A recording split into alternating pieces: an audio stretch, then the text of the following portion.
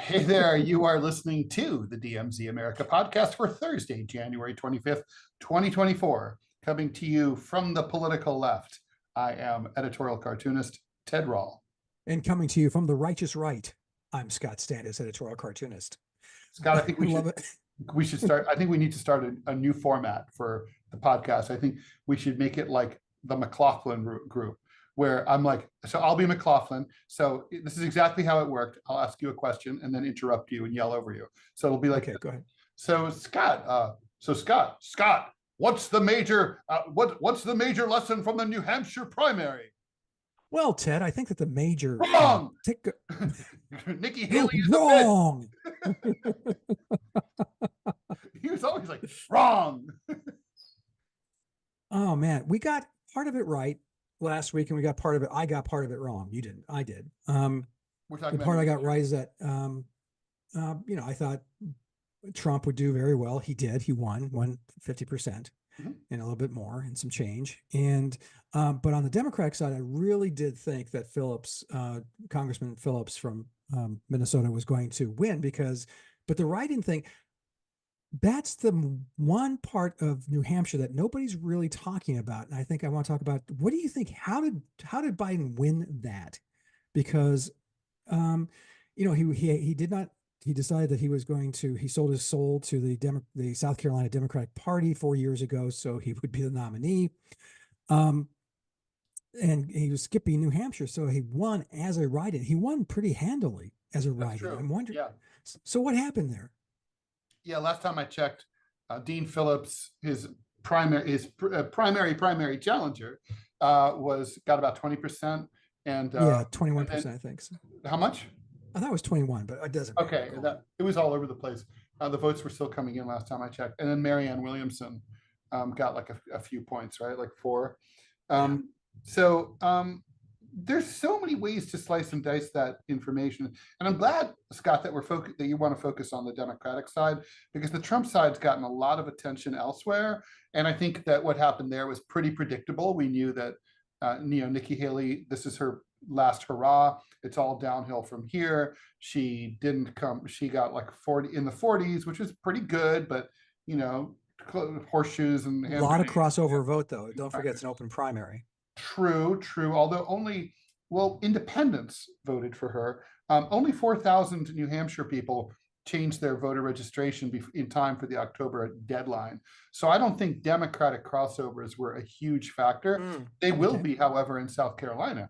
In South Carolina, you can pick South Carolina is very strange. The Democrats vote February 3rd, the Republicans vote February 25th, and anyone can vote in either one, but not both. So that's so weird. It's very weird.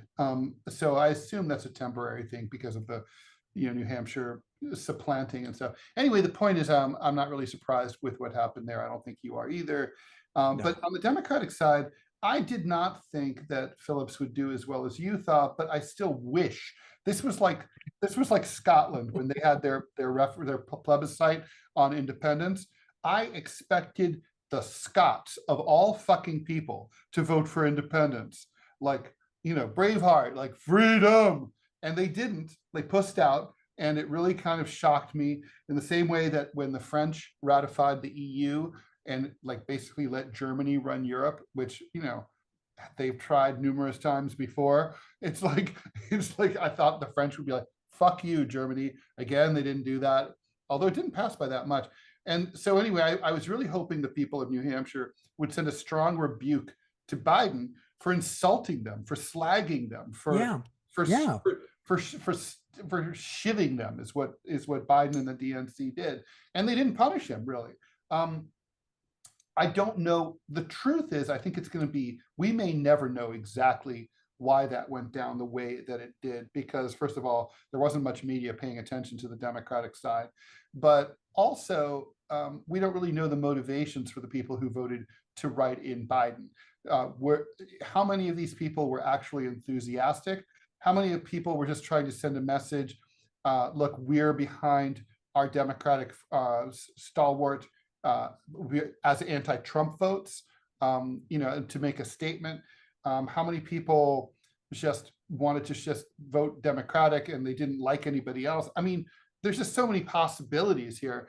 But I mean, it's not nothing that Dean Phillips got about 20% of the vote, or that Marianne Williamson got about 5% of the vote, right? I think is what it is. I mean, it still says something that 25% of the vote goes to two very like non-existent candidates who are getting no coverage in the media whatsoever. You have to take note of it. It does say there, and also I gotta ask what those numbers would have looked like if you'd had a Bernie Sanders style progressive, an AOC or someone like that on the ballot.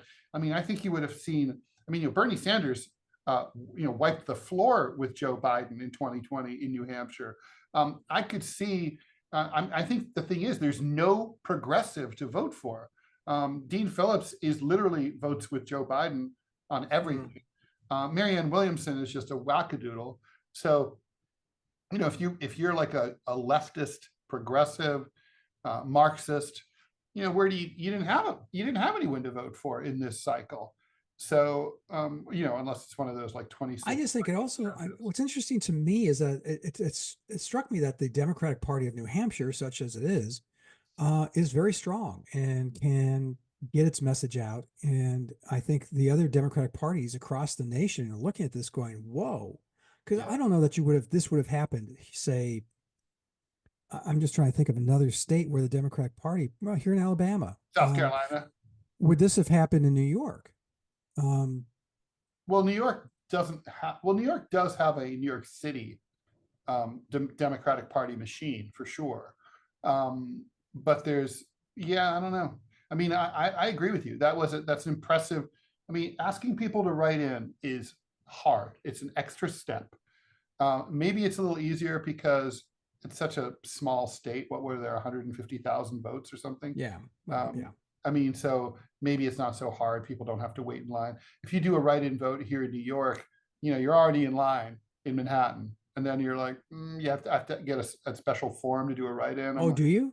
Yeah, like maybe I don't want to, maybe you don't have to do that here in Alabama. The car's illegally parked outside. You're like, fuck this, I'm out. So. Yeah, here you can just write in. We have in Alabama, that's a strange primary system in that you walk up and they ask you Democratic or Republican ballot. And you can, you pick one. What's funny is talk about a holdover from earlier days. When you accept the Democratic ballot, you have to sign it and promise that you will support your vote, straight Democratic ticket in the fall. That's like very strange. Wait, that's true? Yeah. That seems unconstitutional to me. Oh, gee, Alabama doing unconstitutional stuff with voting. Yeah, there's no history. That's never happened. No history there at all. So let's talk about Nikki Haley. Okay. What next for her? She has tons of money, so she could keep spending. She can stay in. DeSantis dropped out because he ran out of cash. She can stay in, but she's going to lose on February 25th, and it's going to be bad. I mean, all of the politicians in her home state have already endorsed Trump. So, the question is, if you're advising Nikki Haley, and I know there was a time when you quite admired her, do you still feel that way? Do you still think she's? Yeah, she's still, why, Ted? And this is, if I could, can we segue into just a quick side conversation? Please. Nikki Haley appeals to me, and it struck me when I heard her speak yesterday, actually. And I was thinking, that's why.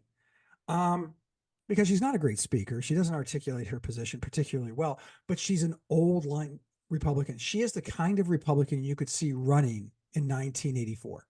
Oh, sure. You could definitely see her running in 88, 92. She's that kind of Republican, the kind of Republican whose campaigns when I was very young, I worked on before I went into editorial cartooning. And so you're saying it's a nostalgia thing. I'm wondering if for me, not her campaign, and then I'll address that, but I wanted to ask you, I mean, am I just an old guy who doesn't get it? Looking at this Republican Party, talking to Republican operatives, I'm a senior fellow with the conservative Alabama Policy Institute here in Alabama. But I got to tell you, the younger conservatives, such as they are, I just don't get them. I mean, because it's not conservative. It's not the notion.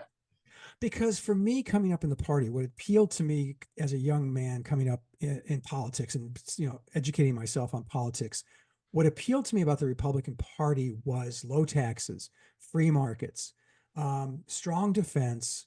There was an isolationist element to the party, Yeah. obviously during World War II, There was build up to that. yeah, there was the Pat Buchanan wing. Yes, exactly. And I never agreed with Pat Buchanan. I like trade because it makes things cheaper. But putting that aside, the gist, the idealism of the Republican Party is what appealed to me. It wasn't Ronald Reagan.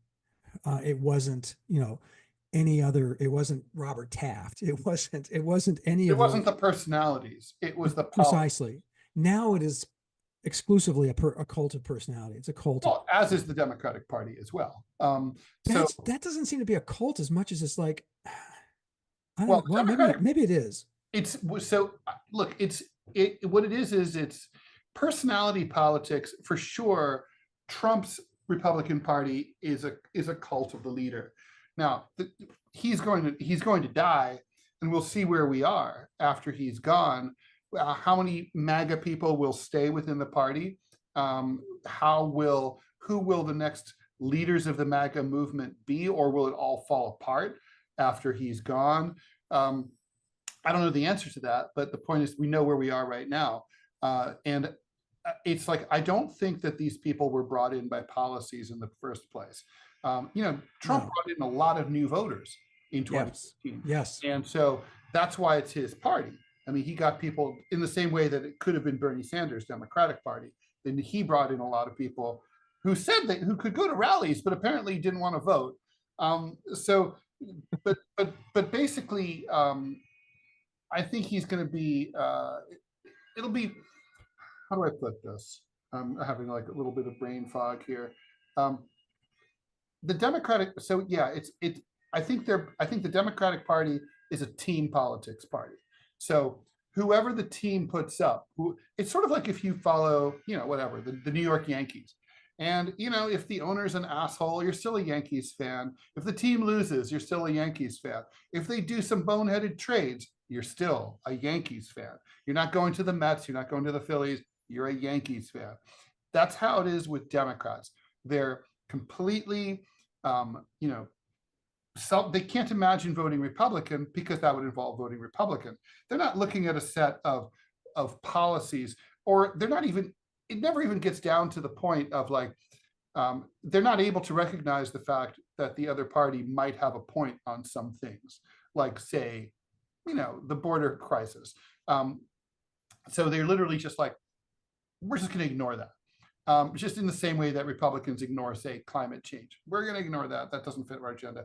But it's more extreme than that, in that like Democrats vote Democratic because they vote Democratic. That's it. Even though the Democratic Party's policies have shifted radically, right? I mean, I grew up in the early 70s, the party of George McGovern, who ran against the Vietnam War. They were anti-war, and that was pretty much true all the way through George W. Bush. Now, they're more warmongering than the Republicans are. They're much more aggressive and hostile. I mean, Biden's just starting up a new war against Yemen right now. And meanwhile, when it comes to fiscal conservatism, I would argue Republicans have abandoned that completely. And Democrats are more like deficit hawks than Republicans are. Again, a reversal. But the people haven't really changed their, the last time that voters really changed parties, I think, was after a ideological polarity reversal, was after the Civil Rights Act. But now people just stick with their parties no matter what they do. That's just how it is. It's like, because it's part of your culture. It's like, I'm the kind of guy who I drive a Saab. I'm a Saab driving guy. You're a F-150 guy. That's the kind of guy you are. But you and I being practical people, if I moved to Wyoming, I might buy a Ford F-150. I'll leave my Saab back in New York. You know what I mean? And like maybe, but I don't think that's how the voters are anymore. I think that's what you're missing, is that policies have stopped mattering a long time ago. Well, and now we come back to Nikki Haley, and I think that's where she harkens back. Yeah, she is nostalgia Republican. You know, it's like I look at her and I see Old school. Gerald Ford. You know, I see Yeah. George H.W. Bush. I And I mean, think that her that's policies are a little frightening, but particularly on foreign affairs. She's like, extremely, she's a neoconservative. She's very aggressive. She wants to risk war with China, Iran, countries that, could fight back. And that's like really, that's dangerous. That's not usually the American way. We I don't think that's we go after the Afghans who don't have, who don't have a single fucking airplane.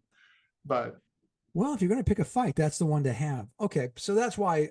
So with Nikki going forward, I think she thinks she's positioning herself for the future of the party, and so, yeah, she's going to get the crap beat out of her in South Carolina. It's going to be embarrassing. A two-term governor of South Carolina is going to lose by a ton. Yeah, you don't think that's like just devastating, or do you think it's like she basically becomes like she pulls off the trick that Liz Cheney was trying to pull off, being the voice of anti-Trumpism, and we'll rally behind her Joan of Arcian. Yes, and I believe that they believe that the future of the party, the post-Trump future, is their future. Ted, you touched on it. You just touched on it. I don't believe that that's true anymore. I don't think that's true either. Nikki Haley could also be trying to position herself as sort of like the buzzard candidate, like Gavin Newsom. Basically, she stays in the race. It's her and Trump. Trump eats one too many fucking, burrito bowls and kicks next week. Guess who's the Republican nominee by default? Right? I mean, that's not how it works, though. Well, those delegates don't automatically go to Nikki Haley. No, that's true, but a lot of voters might not vote for a dead guy. Yeah, well, going forward, I mean, if he dropped dead right now. Yeah. Oh, I see. I don't know that they vote for her. I think you have, because don't forget how many of these candidates, they didn't shut down their campaigns. What's the phrase they used?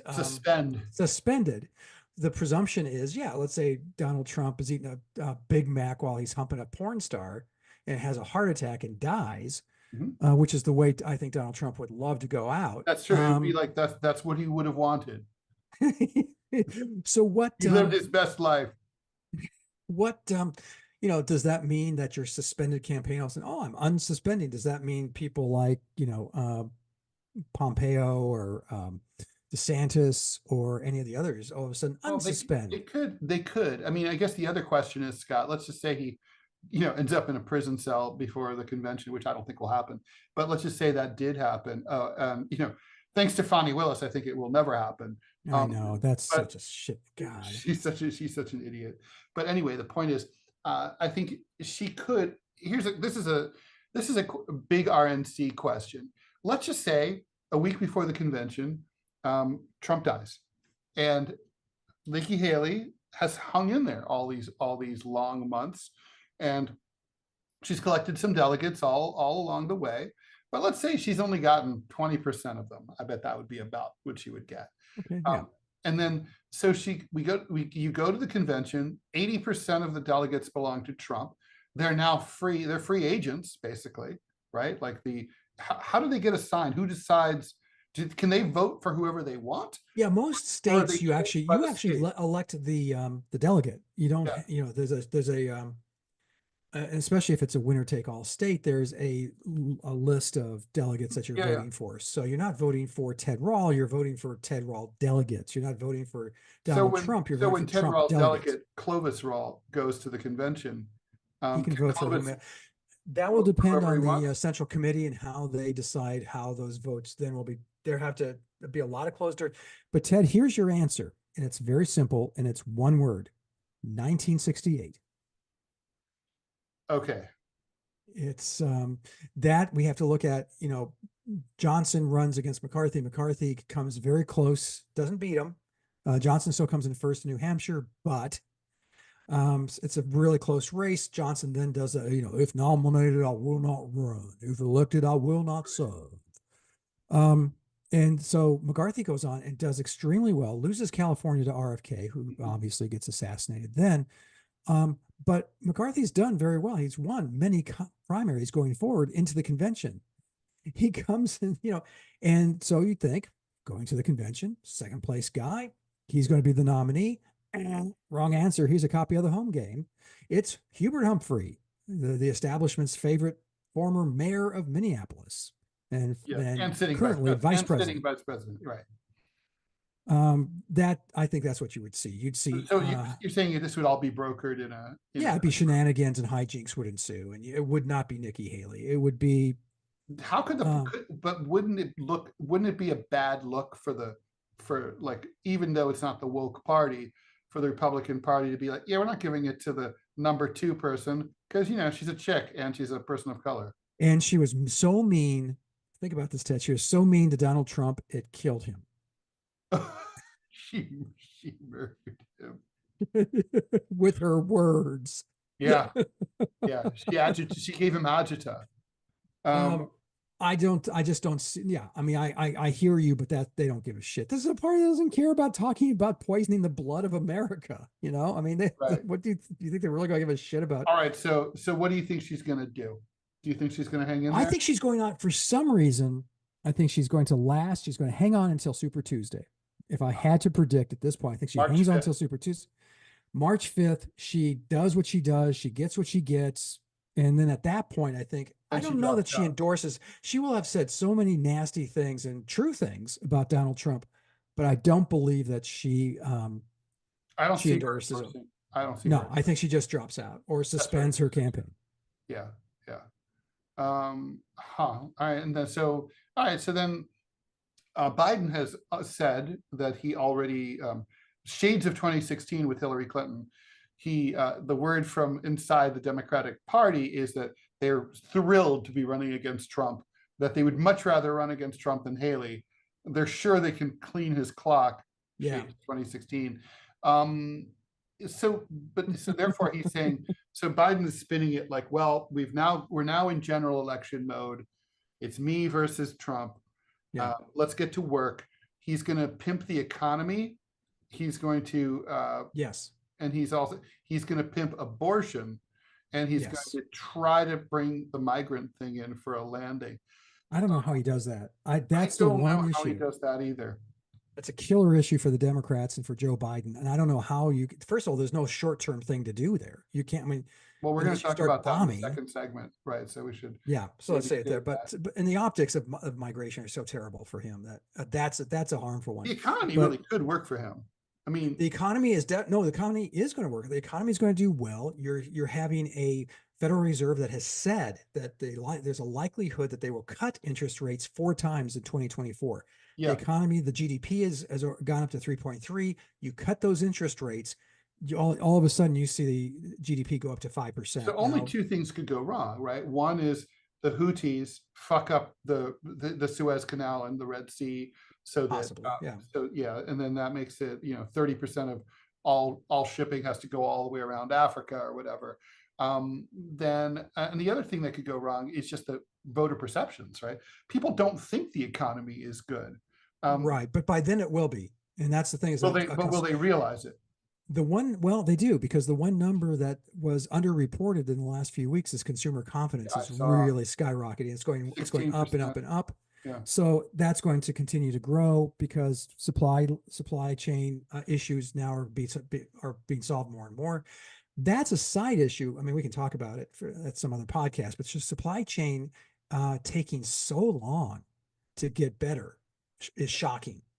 Because we live in an age of immediate information, so this should be going much faster. Oh, we need a boat to go from Vietnam to San Francisco. Oh, sure, ticka. There's the boat. You put the stuff on it. It goes to San Francisco. No, it's a lot more complicated and much slower than that. That's shocking, and that's what's really been what slowed down this recovery from the pandemic. But now those issues are getting resolved. So Biden's going to have a great economy. I think on abortion, focusing specifically on abortion, Ted, and then I'll shut up. But focusing strictly on abortion, let's do that. Is not a winner as much as this. You now have red state lunatics. First and foremost, they've written the anti-abortion legislation, which is written by some of it reads like here in Alabama. I think it was written by a dog. I'm pretty sure. It's When you need a incomprehensible. job done right, hire a cat. I don't think it would be much better, but I could be wrong. But the OBGYNs are quitting left and right. Shelby County, the county I live in, just shut down its last birthing center because the law is so badly written and so draconian, they can't figure out what it means.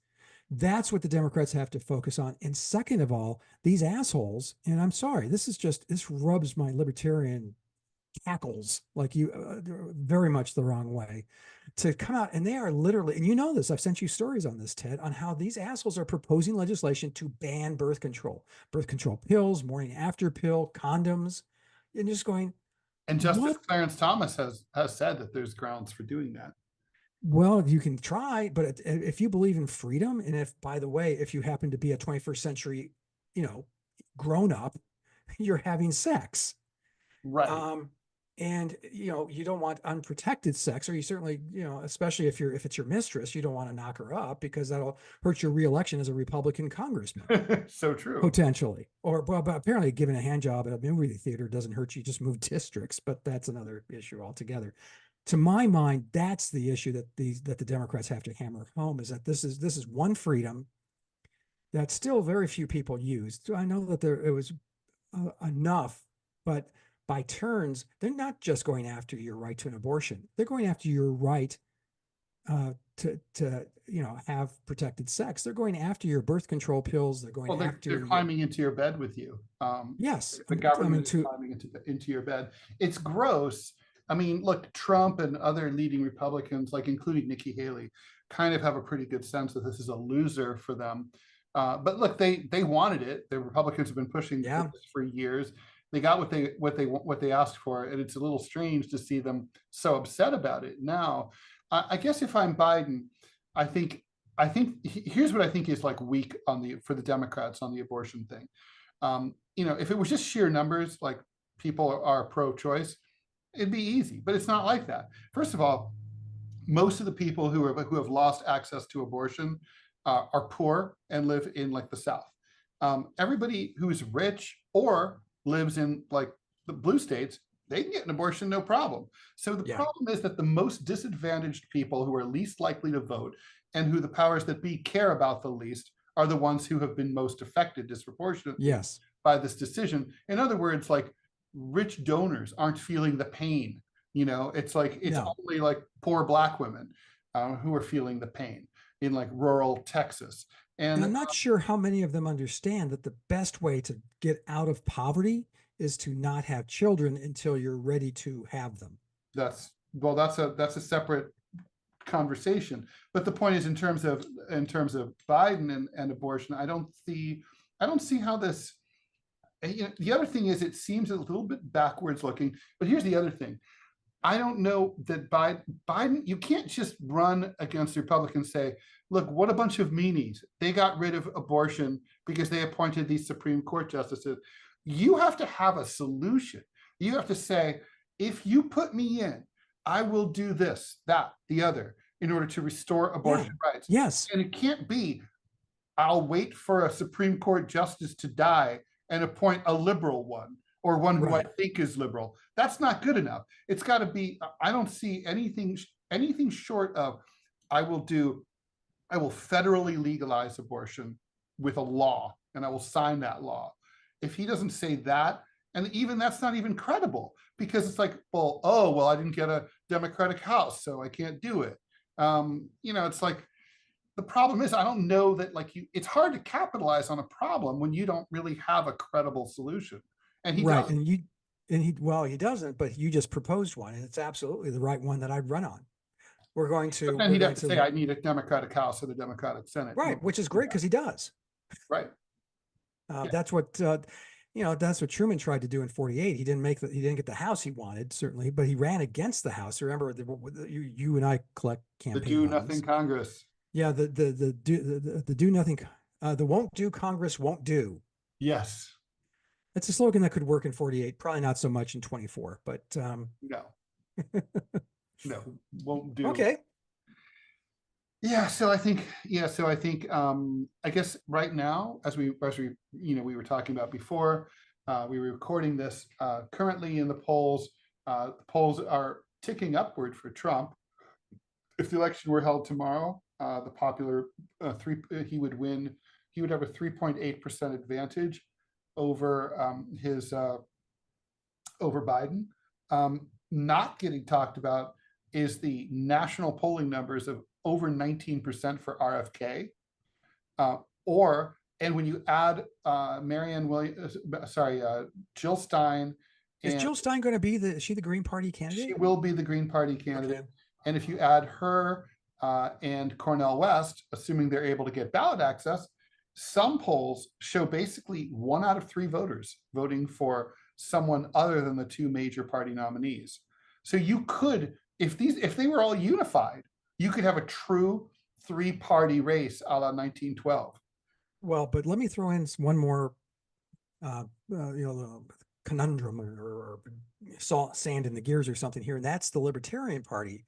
And guys like me who were Republicans will not join the cult of Trump. And where do we go? We go to the Libertarian Party. So whoever if they don't nominate, like, Yahoo Serious or somebody, who wears a boot on his head or someone like that, if they actually, well, Clovis would be a better candidate. I think Gary Johnson type like they had in 2016. Clovis is the perfect Libertarian candidate.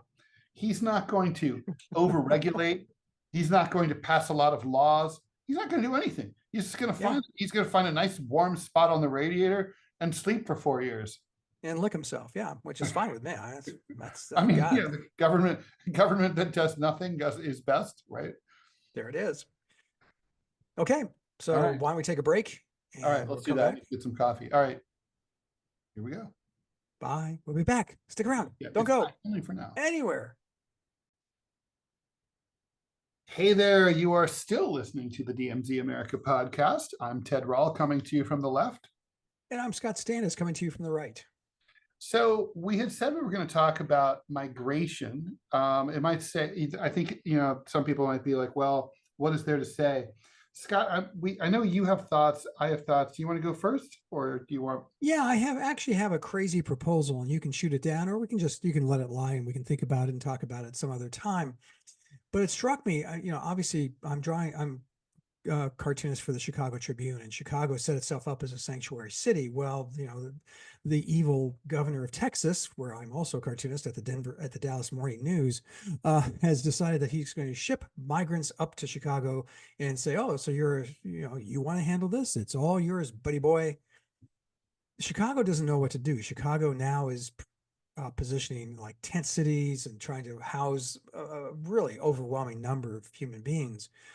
My take on this, Ted, as someone who loves economics, what grows the economies faster than population growth? Nothing.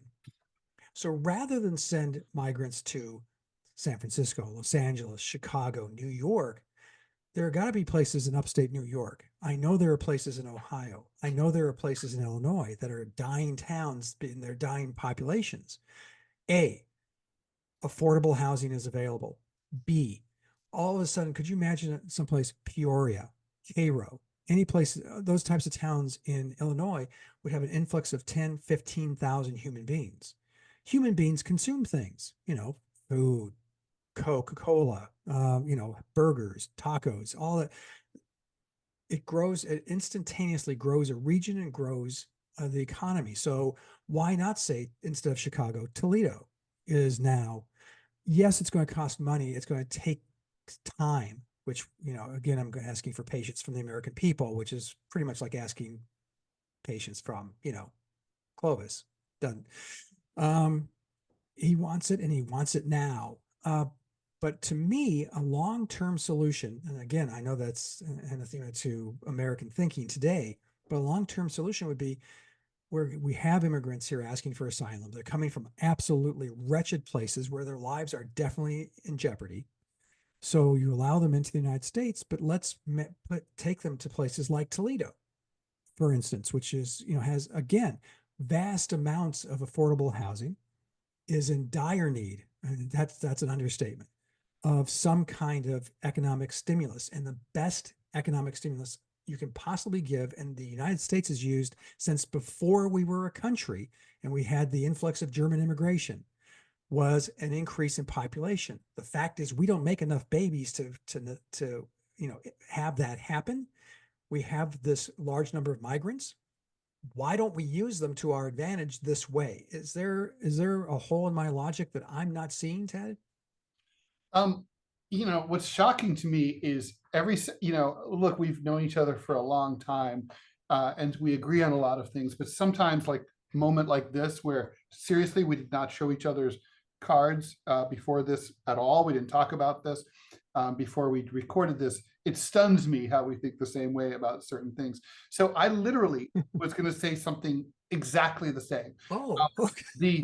I'm from the Rust Belt. I'm from a dead town, Dayton, which has made efforts to make itself very open. Dayton's mayor, Nan Whelan, who was a gubernatorial candidate who lost to J.D. Vance, she's very forward-looking and a cool lady, and she has thrown open the city of Dayton to the immigrants who are the hardest to place from places like Syria.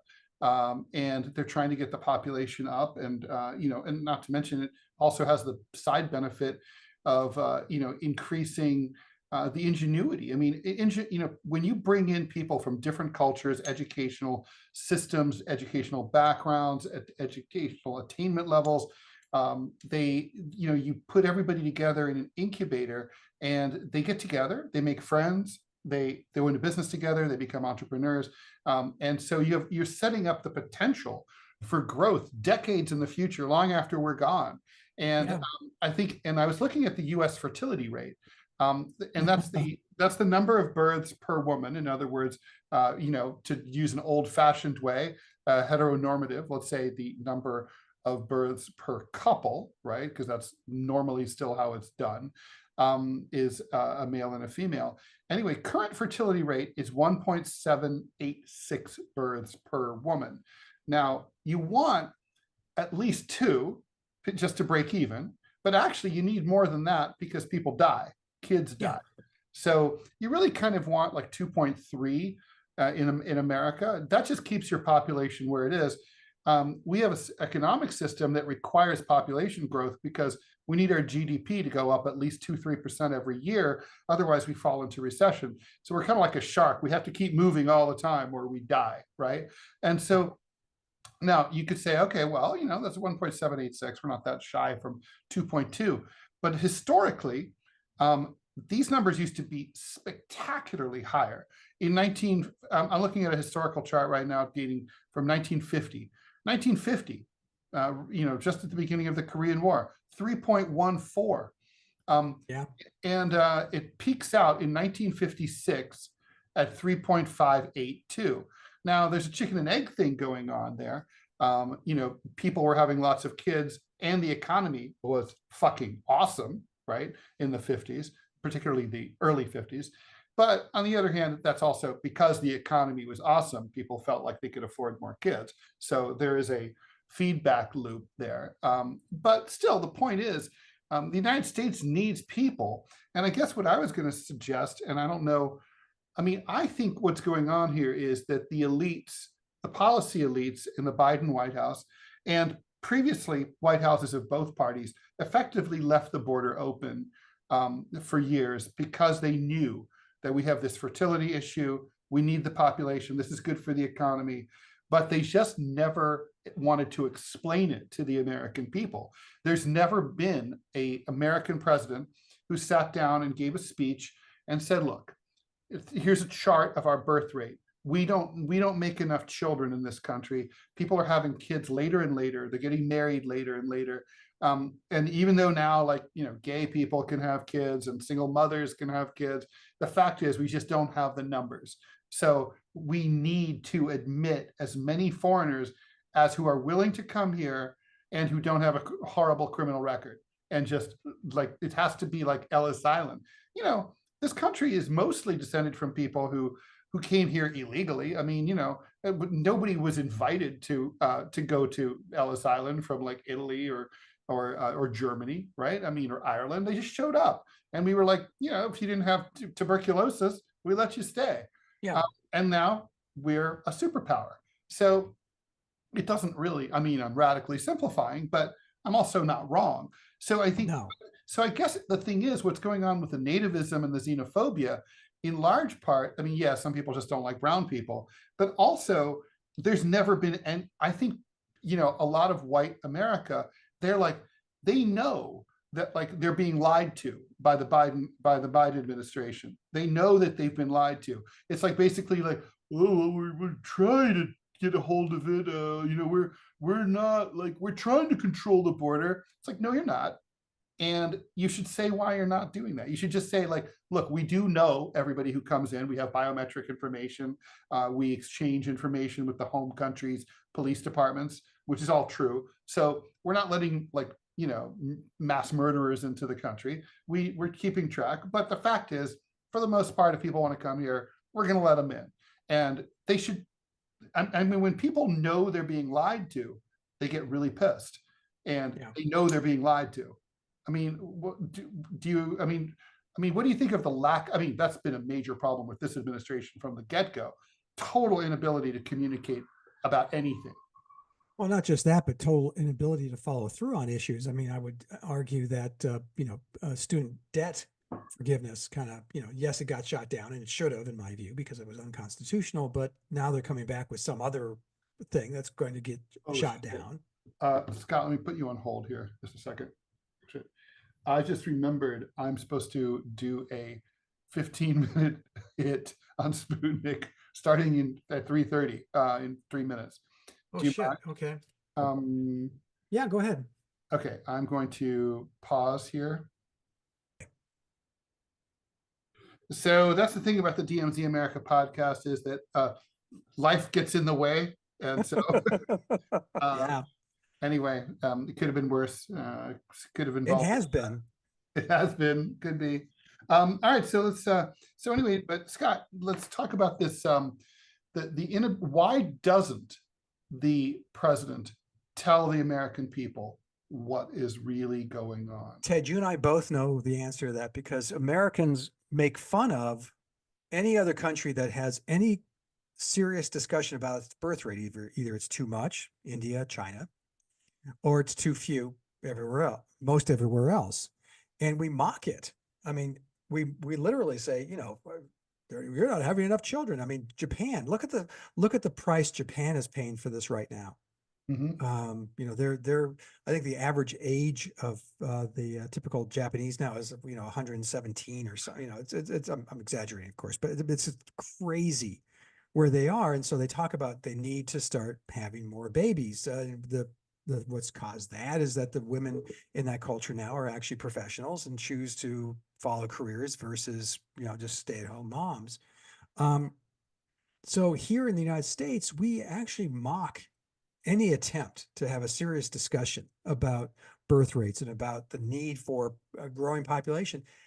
Fact of the matter is, we've always had the option of Italians coming in and Croatians and a little bit of French, although that's of all the Western European France. Ones. Yeah, our families both came here and just the fromage is terrible. Don't you think that's it? I mean, it's really that simple. That you just think it's because we don't talk about it because we don't talk about it. It doesn't really seem. Yeah. But I mean, when you're getting eaten alive in the polls, I mean, some polls show that migration is the #1 issue on Americans' minds in this election cycle. And, you know, supposedly Trump represents an existential threat to democracy and must be stopped no matter what. The no matter what would seem to me like one of the things you would include in that list would be to address your #1 political liability as an incumbent president. The one thing that people really disapprove of, which is your handling of the border. And so, like, I mean, he tried sending Kamala Harris, who refused to go. That didn't take, you know, looking back on it, it probably would have worked. All she had to do is stand there at the bridge and the Mexicans would have run away. But you're not wrong. So, it'd be like, oh my God, if the gringos are like that, we're out. Like, so, but like, what do you, I mean, like, but I mean, he's got this major problem. I mean, Yeah. why do they think that they can just like la la la la la la and like not talk about it? Because they have before, because, it was, and it was also easy against Trump, who wanted to, build the wall, which is not a bad idea. If you want, I But mean, which we could do, obviously. I yes, mean, there's going we to be have, some, I yeah, mean, there are going to be the some United States problems. could do that. Yes. And we were very slow to do it because, let's face it, for decades we had the Democratic side saying let them come in, because eventually, when they can vote legally, they vote Democrat. They tend to vote Democratic. They So used we're to. going They used to. Yeah. Not to, anymore, really. not as much, but still, it's still like a 70% that of migrant immigrant populations tend to vote Democratic. But you're right; it's less than it ever has been. By turns, the Republicans loved having the cheap labor. Yep. I mean, And they were the party of big business, but now both parties are the parties of big business. yes, And exactly. so So why wouldn't you seriously take on this issue? I don't know. I can't answer for the I'm coming from the right, hence that's do you what we think, I say. mean, do you think it's just like they know that they can't win any messaging when you're playing defense, you're losing? Do you think that's Yeah, basically what it boils right. down to? So why not just propose and here's what would happen, Ted. The immediate response, especially from the Toledos, the Daytons, the Florence, Alabamas, all those is that the redneck population would rise up and say, you're going to flood us with these foreigners. It would be a very hard sell. But if you sell it the way we just sold it, which is, here's how you grow economies. Here's how 10 years, 15 years, your children are going to be living in Dayton, Ohio, are going to be a really robust economy. It'll take time. It won't happen overnight, but it will happen because, it has to. That's how this works. We just don't have that level of patience, foresight, or statesmanship anymore. And I cannot ever see this happening. And I'm stunned, frankly, and really gratified that you and I think the same way on this. It's fascinating to me that you and I came to the same conclusion independently. And I swear to you, our loyal listeners, we did not talk about this before we started We recording. talk about a lot of things, but not this. Yeah. Yeah, because I always thought, when I was thinking about this recently, I thought, is this a crazy thought? Because, like I said, particularly because of Illinois, because they're moving the immigrants to Chicago, and Chicago is a big burly city with a lot of people in it, while there is Rockford, Illinois, which is not. It needs Right. people. Cairo, do yourself a favor. It will you will gasp. You will literally gasp when you see stories and videos coming from Cairo, Illinois, which is actually further south than I think most cities in Kentucky. And it is these magnificent mansions, these schools, the factories, they're all closed and they're all dilapidated. And the town is now, I think, 1,500 people. I mean, you would have to, the thing is, if you did move migrants there, they're poor. Yes. So you would have to give them money. You'd have to Yes. effectively give them, like, it would be like almost like colonists, like settlers, like, Yeah.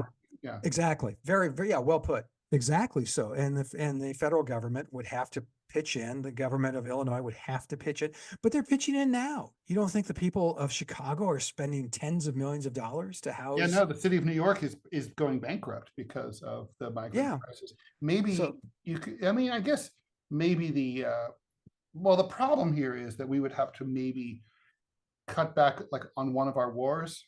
I don't think we can afford to do that. Yeah, well, I mean, but wars pay for themselves in many ways too. Don't forget, because the That's people, true.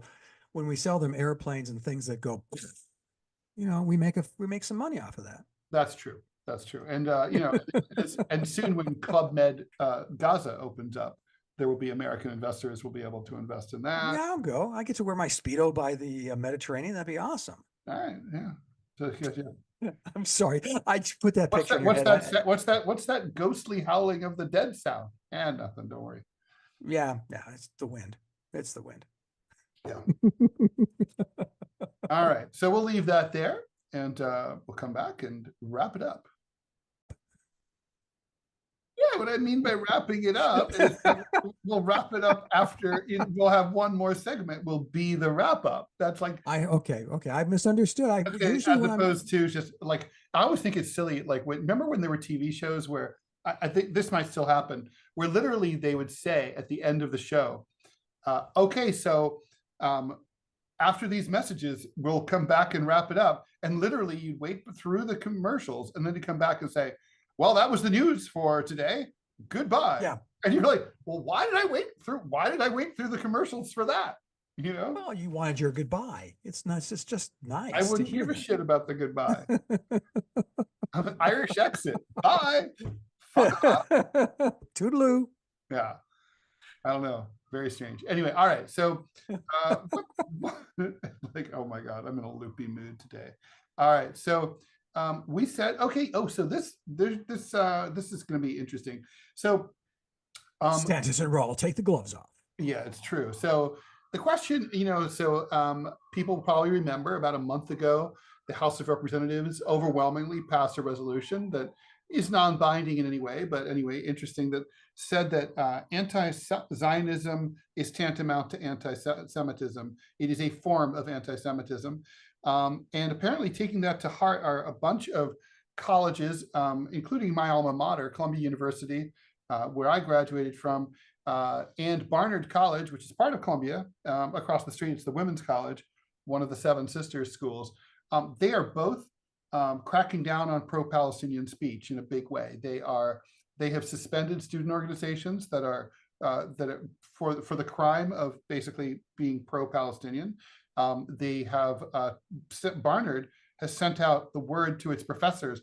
They are not to, for example, have like a Palestinian flag on their door of their office or anything like that. They're not to express any pro-Palestine opinions whatsoever. And it's gotten to the point where even the ACLU is getting involved and has sent a letter of concern to Columbia for cracking down on the free speech rights of both students and faculty at this Ivy League school.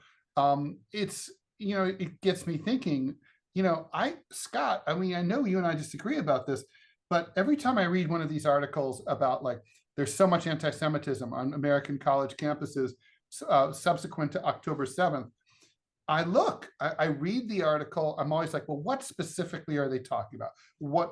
Obviously anti-Semitism is real, but the thing is what are they talking about on campuses? And there's really never anything specific. Literally, you'll have some Jewish student who will be quoted saying that he or she feels uncomfortable being Jewish at a place where everybody's protesting Israel. I'm sorry, that's not, your like little wee feelings don't matter. Sorry. And it's like, and that's not anti-Semitism. And being anti-Israel isn't being anti-Semitic, and being anti-Zionist isn't even being anti-Israel, considering that the anti-Zionist movement is predominantly Jewish. And many Jews in Israel are pro-Israel, but anti-Zionist. So anyway, I mean, I was just, have you seen any actual examples of, this is without a doubt an act of anti-Semitism or an anti-Semitic statement, like spray painting swastikas or, that kind of. Well, that's happened, of course. But there hasn't happened. I mean, not on college campuses, though. Well, in synagogues, I'm not, and I don't have facts in front of me, Ted. So and I will readily. It has happened in synagogues, I know, and Jewish cemeteries have always traditionally been a place that have been attacked by fascists and anti-Semites. And I think embracing anti-Israeli forces in the Middle East, it's not a long leap to say that would be anti-Semitic, because their rhetoric is clearly, look at Hamas. The rhetoric is anti-Semitic. It's like we've got from the river to the sea. We're going to wipe these people off the planet. That's not what that means, but that's exactly what that means. No, it means literally, it says from the slogan is, from the river to the sea, Palestine will be free. How do you interpret that as wiping anybody or hurting anyone? Well, because it replaces from the river to the sea, it definitely replaces the people who are currently there. It does not say anything about replacement. It just says that they're. Of course it does. Oh, Ted, please. Palestine will be free. That's what it says. Right, which it never has been, by the way, but let's forget. That's not untrue. Yeah. But Yeah, I the mean, point well, is by Palestine will be which free. it disturbs me that, you know, we're not looking at the history of all this too. Now, to your point, can you be anti-Zionist and not be anti-Semitic? I believe that you can. The Zionist movement, you and I both know the history of that, so Yeah, we can speak to that. lots of Can Jews you are not Zionist at all. Many. can you be anti-Israel? And I think that may be the wrong way to put it. I think, can you Anti-Israeli government. oppose? Yeah, can you oppose the policies of the current government? I mean, yeah. I mean, yeah. Well, how about let's go further. Could you oppose the legitimacy of the state of Israel and not be anti-Semitic? I think absolutely. I Really, mean, I think that's a tough one. That to me is difficult, and I'll tell you why. Let me just say there's some personal family history involved in this. mhm. My father was in the Rolling W, which was George Patton's Third Army, and he was one of the first soldiers to enter Ordruff, which was the first concentration camp liberated by American forces, and he saw firsthand what the Holocaust was, and it affected him incredibly deeply. Now, again, I apologize that this is a family story, a personal story, allegorical, but it has applications here to how I think about this issue. So my father was very much in favor of and supporter of the state of Israel, and thought absolutely, after what happened to them in the Holocaust, in the pogroms in Eastern Europe that happened prior to that, Mhm. they have an absolute right to have a homeland. That was ingrained in one of the, I would say, this is a funny story. You're going to love this, Ted. Do you remember the show Holocaust? It was a mini series on Oh yeah. CBS. My father was the general manager of a CBS affiliate. That's the guy who runs the place. Of a CBS affiliate in Madison, Wisconsin. Wisconsin is very German. Wisconsin voted in World War I that none of it, they had a referendum that not $1 from Wisconsin could go towards World War I or fighting Germany. So it's a very ethnically German Yeah, it's like where I place. grew up. There's a German town outside of Dayton. There's an Okay. Oktoberfest every year. Yeah. They march into the Sudetenland of Ohio. It's all a thing. But so they were airing Holocaust. It was a miniseries many of you probably aren't aware of because it was in the 70s, and frankly, it wasn't all that good. But it was really the first It was very big, important though. Yeah. yeah, it was the first big production to dramatize and explain the Holocaust, Yeah. which to our minds today seems weird, but this is in the early 70s.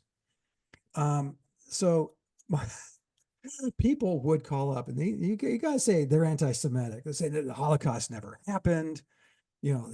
Only a few Jews were killed during the making of that Holocaust, things like that. But these deniers would call up, and my dad would insist that those phone calls be forwarded to him. Now, Oh boy. my dad, yeah, I've explained my dad to Ted many times. My father's vocabulary, he knew 3 words, and 2 of them were fuck. And this is in the early 70s. I wish to God he had recorded some of those phone calls, because all of this is to say that this is what's inside of Scott, that the Jewish people have an absolute right to the state of Israel. And I believe that, and it may be just even a reflexive emotional response, but that's my take on it. And that's where Ted and I have had some disagreements on this. Well, Now, I think we both. But Scott, I pardon me for interrupting, but I do think we both. I agree completely with the Okay, so I agree that with the diagnosis of the disease, historical anti-Semitism, lack of a place to call their own, the need for a homeland where they could feel safe. I think. I think most reasonable people, understanding the history that you just related, would agree with that. But I think I think that the problem here is with the not the diagnosis, but with the how the the cure. doctor tells you what to do.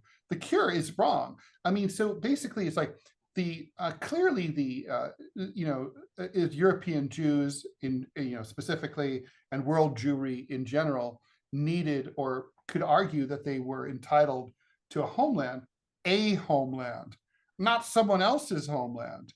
And that's the issue here, right? I mean, the land that they moved to was not chosen as like the ideal location.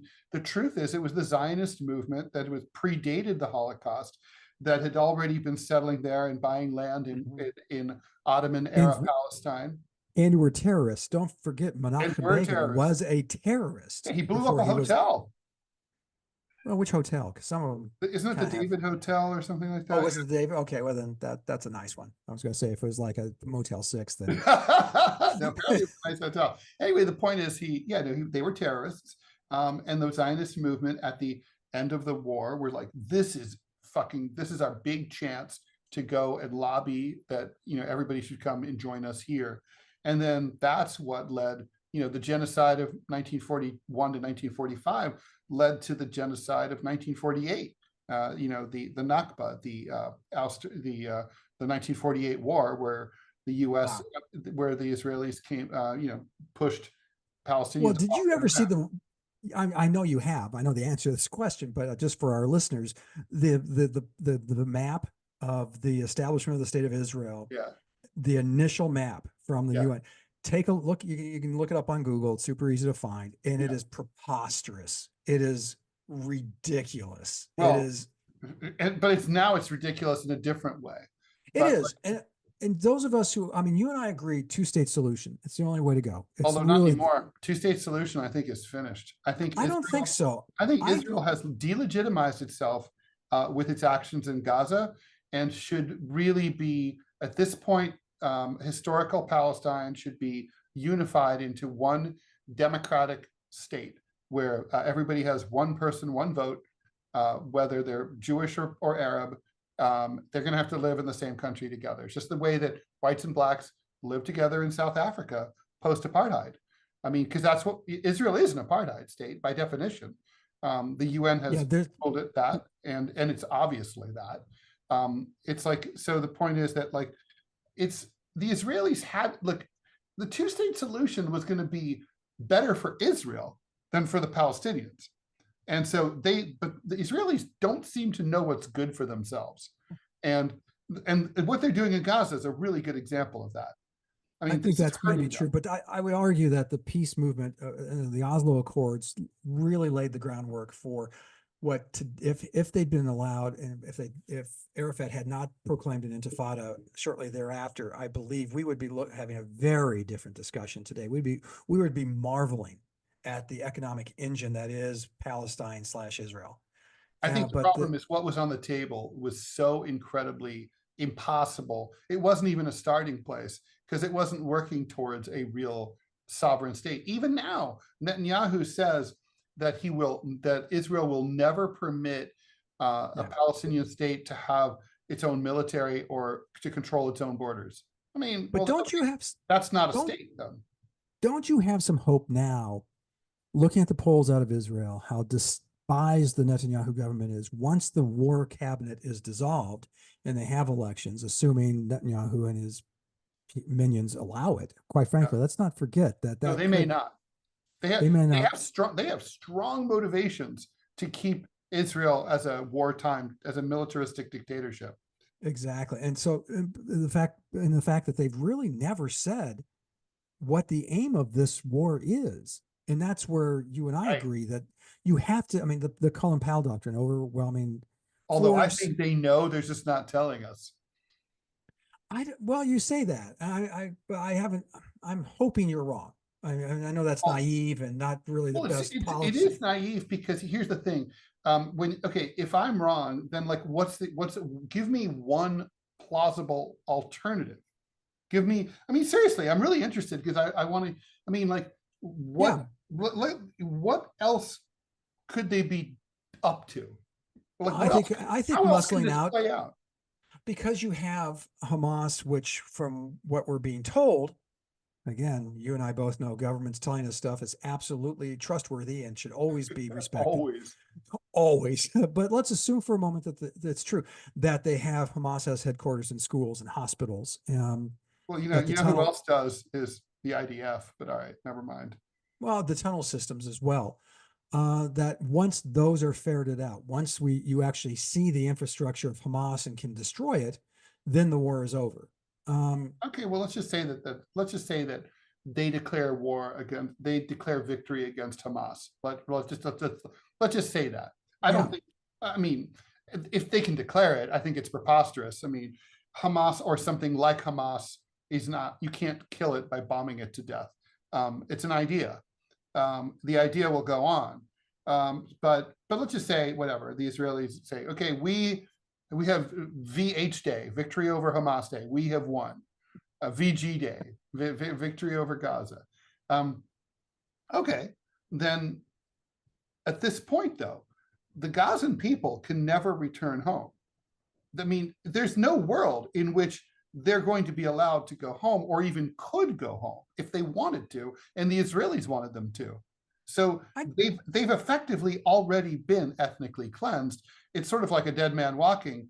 Gaza is a dead strip walking. It is never. And by the way, to really reinforce my opinion about this is the fact that the Israelis aren't just bombing buildings. Now they're demolishing buildings. Like they were working in a local college campus. They were using it as their HQ. The IDF was, and when they decided to relocate, they blew up the entire campus. I saw that. Now the thing is, and they did that with some other building. And when they did that, they killed 20 of their own men because they were incompetent and didn't know how to handle the explosives. Whoops. Is that what the telegram that goes to the family says? Darwinism. Yeah, tards. So the point is, like, what about, I mean, this to me says, like, look, we're here to level the entire place. They've already leveled the whole place. I mean, even if at this time, the Israelis were to apologize and say, oh, this was all our fault, and we apologize to the Gazans, and you guys can all go home, and we'll make it nice. There's no way for that to happen, right? I mean, it's done. Gaza's destroyed. Right, but I would also argue that the noises you're hearing from Israel is a partnership with Egypt, partnership with United Arab Emirates, partnership with Syria, Jordan rather, not Syria. But there could be a partnership with Syria potentially to help rebuild and rebuild very quickly. But what does that look like? I don't know how you can rebuild a population where 2 million people lived quickly. Well, the Chicago fire, well, it wasn't 2 million people, but it was 3/4 of the city was burned to the ground. 100,000 people were left homeless. People lived in 1 or 2 story edifices in Chicago at that time. Right. And they rebuilt the high rises. The birth of the high rise was because of the Chicago fire. You can do things. It took a few years. I mean, really, the rebuilding literally started the next day. Well, I'm sure that's true. But the question is, you're talking about putting in a very poor place, 2 million desperately poor people. You're not just building homes for them. You have to create, you have to give them a means to live. You have to give them food and shelter and medical care the entire time while you're working to rebuild. I mean, I think it's impossible. Also, the thing about the Chicago fire was that was a fire, but Gaza is now full of tens of thousands of unexploded bombs that have to be carefully demined. I mean, I've seen that process in Afghanistan, and like there are bombs, there are mines that are still killing Afghans today that were laid out by the Soviets in the 90s during the early 90s Civil War. It's like it never ends. It takes forever. I saw there was a mine that was in someone's garden, and they planted around the mine, and it was I thought there was. Didn't some kids come across a World War II mine or unexploded bomb in Britain? Like the last month or two? Yeah, it happens all the time. But the point is that, like, just think about like what a tangle it is. I mean, it's a hot mess as an engineering project. I think too much of Gaza has been destroyed. And also, I'm deeply suspicious of Israel's strategy of moving the population toward the southern border with Egypt. Like, why'd they do that? I mean, if they were really, their target was Hamas, they should have gone in hard into Khan Yunis, which is sort of halfway down the south. They should have bombed the shit out of that. That's where Hamas was HQ'd. They would have had the benefit of maybe a little bit of surprise. That's they didn't start that way. I mean, they methodically moved the population from north to south. I mean, and now they're literally, if you look at photos of the refugee camps, they're literally leaning and hanging their laundry from the border wall with Egypt. They're literally yards away from Egypt. I mean, you know what's coming. Do I? They're going to open, the Israelis are going to open the door and they're going to say, fly little birds, fly little Gazan birds out into the desert where your Egyptian Arab brethren will welcome you with open arms. That's not going to happen. Beloved. What we're not talking about, and what's really being ignored, interestingly, in this whole conflict is the actions taking place with the southern border of Lebanon and the northern border of Israel, where there is some very significant fighting going on. Hezbollah up there in the north, is that another thing they're going to try to wipe out? And are they going to invade Lebanon again? It's been a de facto invasion already. It's just going to get worse. Where do we go from They can't here? annex. They're not going to look. The Israelis aren't out to annex Lebanon. They view Hezbollah as too strong and too overwhelmed. They can't really be defeated militarily, and they don't want to occupy Lebanon. That's too big. I think the Israelis they want to keep Hezbollah at arm's length and under control. Basically, don't fuck with us. Yeah. They want a bigger DMZ, Right. See what I did there? Right. Yes, indeed. So they want to expand the demilitarized zone. Gaza has already effectively been annexed. It's like now it's about, they will next turn to the West Bank, where they're already up to sort of light ethnic cleansing, but they will get serious about it once they've mopped up Gaza and expelled its population. Yeah, I'm not sure I agree with you on that, because I don't see, there's no stated, and they're not even, maybe you've heard it and I haven't, Ted, but I have not heard even unattributed comments and from Israeli government for entities saying that that's our objective. I haven't heard that. So there have been some. Yeah, there's been some.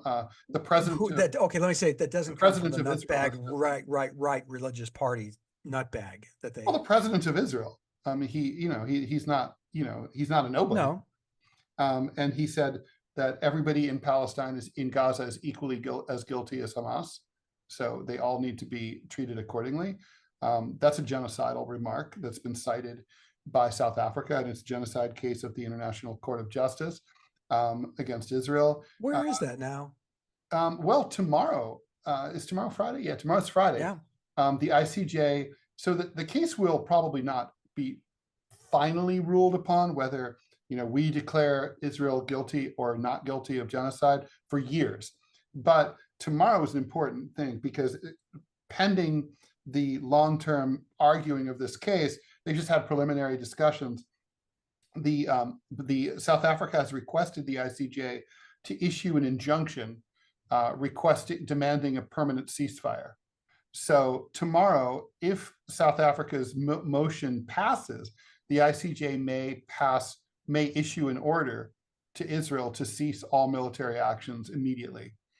And now the thing is, Israel's a member of the ICJ, and everything that the ICJ orders has the full force of law in Israel and internationally, and no other country would be allowed to, if Israel violated it, all other countries that were deemed to be in cahoots with Israel, including obviously the United States, could face sanctions by the EU.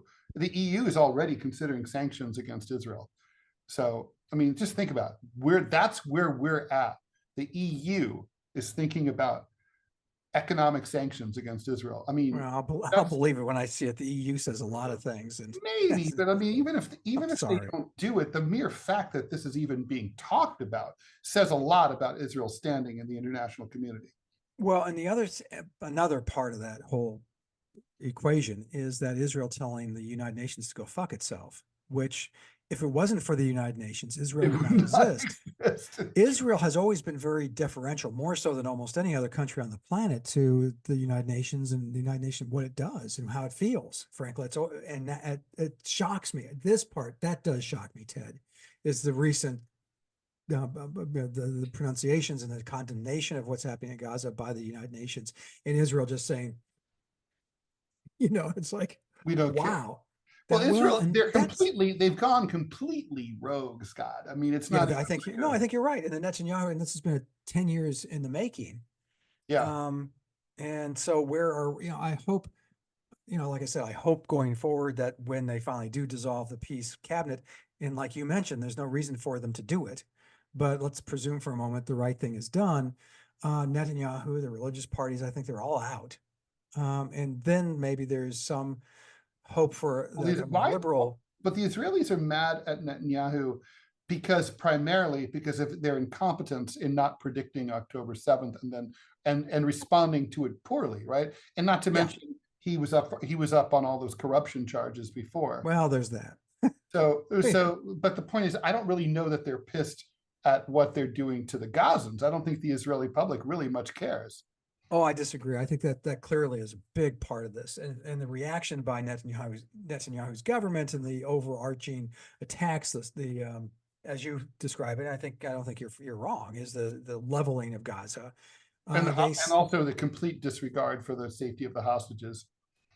Well, and that's the last part of this equation is where are the hostages? I mean, we're still talking about some of them have probably been killed by the bombing.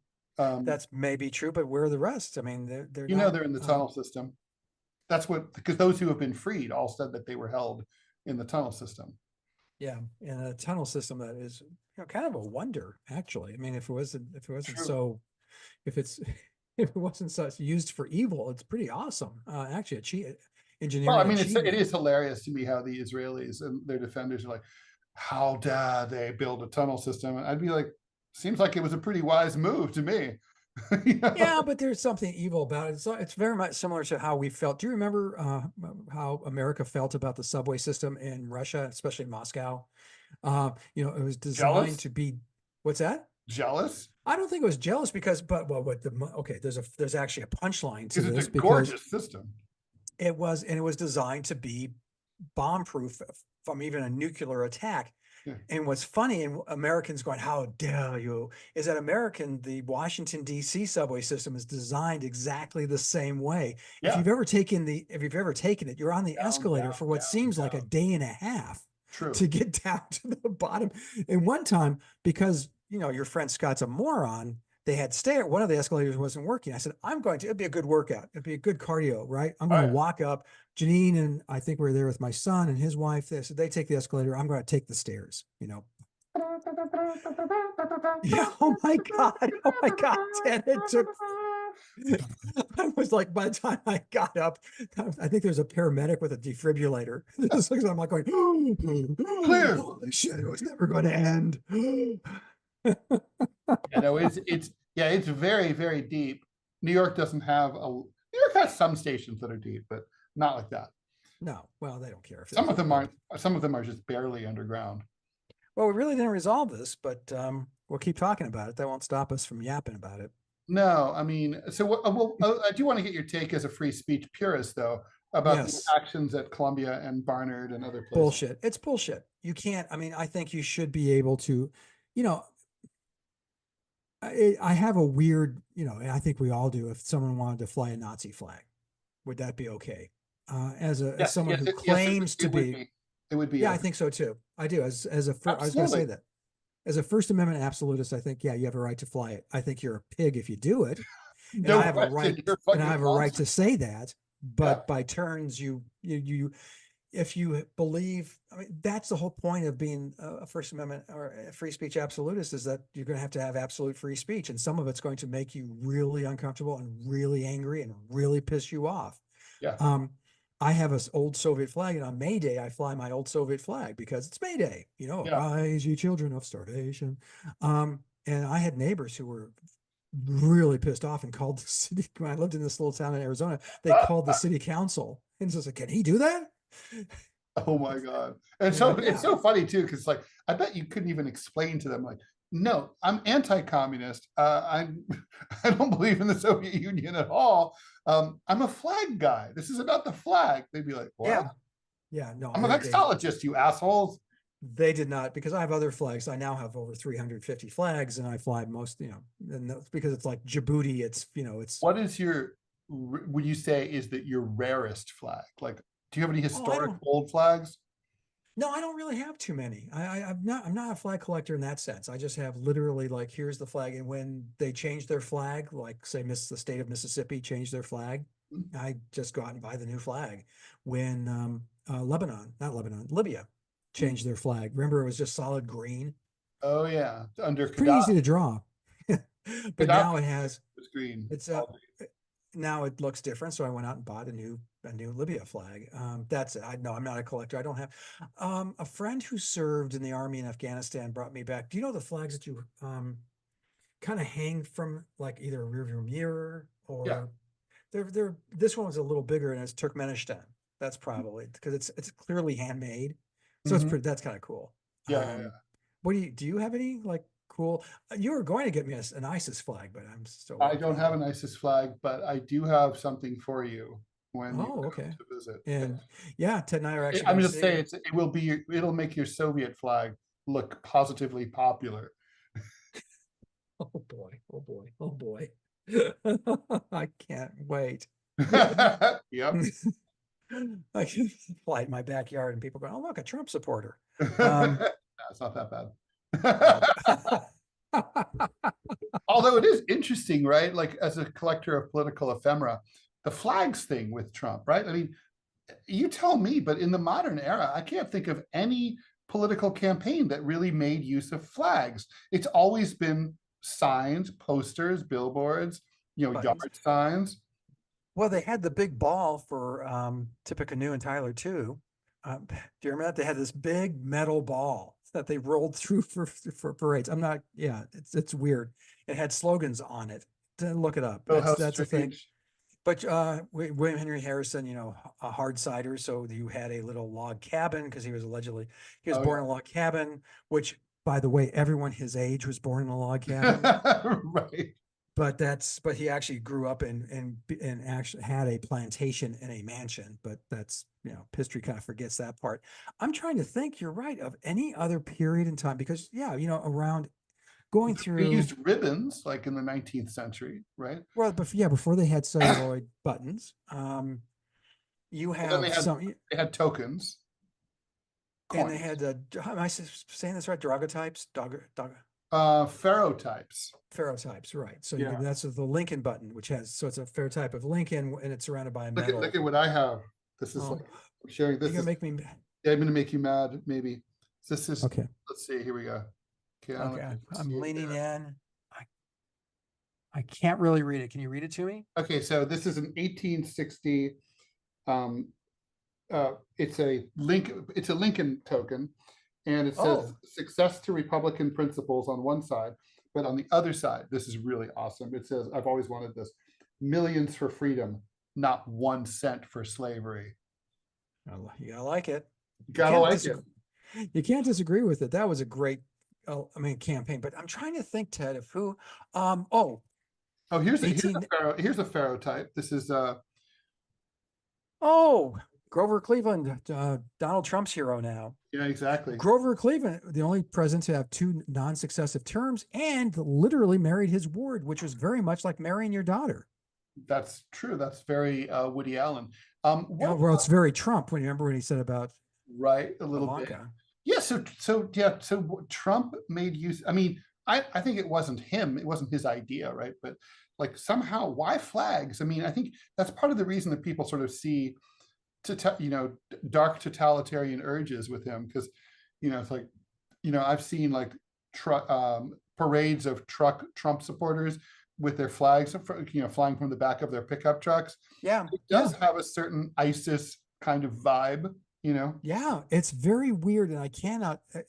You touched on it. It just has this weird, it was almost organic how it started to grow.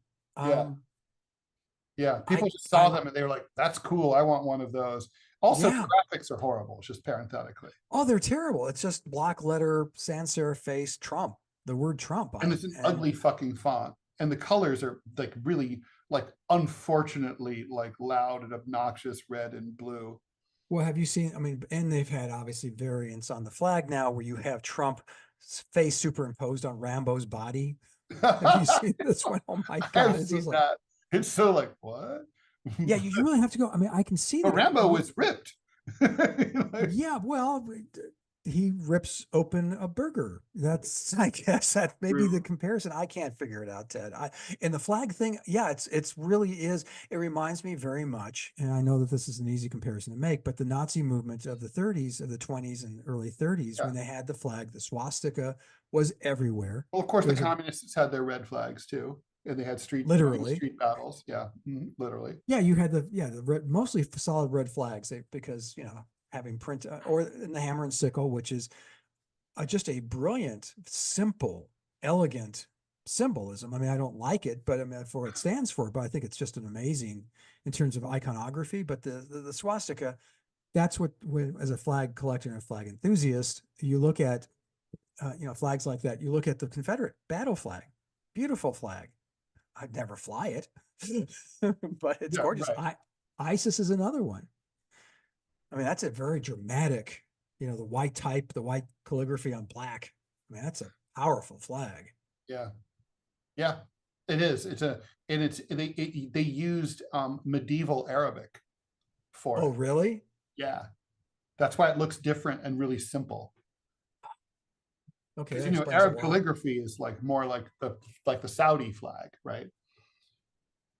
And it says the same thing, right? Yeah. There is no God but Allah, and Muhammad is his prophet. Yeah, but the Taliban one, I think the ISIS flag says something different. Let me take a look at what that is. It's like because I have looked at this a bunch of times when drawing cartoons about ISIS.